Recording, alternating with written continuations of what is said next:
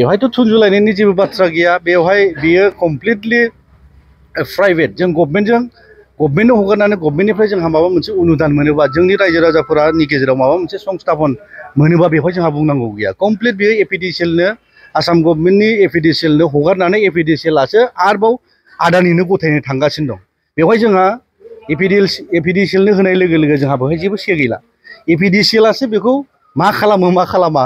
आदानिजों मा सुक्ति खालामनानै हा हगारो हगारा मा मावहोगोन मावहोआ बे बिथांमोननिसो खोथा जोंनि माखासे दैदेनगिरि बिथांमोना मानो रायजो राजाखौ मिसलिड खालामदों बेसो दुर्भाग्यजनक आरोखि जों नुदों 3600 बिगा जे एपिडिसिएलनो हा हगारनाय आरो लोगोसे 2000 बिगा रेलनि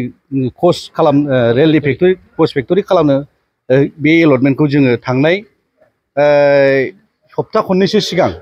जोङो सार्कोल अफिसाराव थांनानै बिथांनाव जों डकुमेन्ट्सखौ नायनानै फैदों बेवहाय नुदों जोङो थांनाय एप्रिलसे भुल जायाबा आरोखि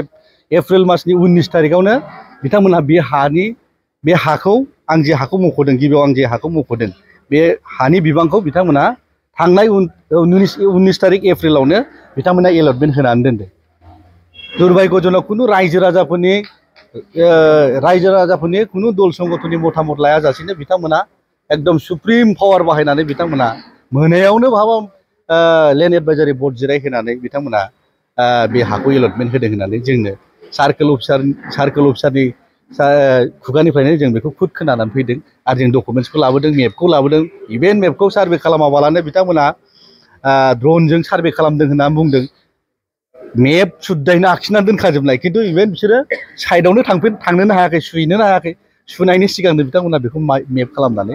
एलटमेन्ट होनानै दोनदों आरोखि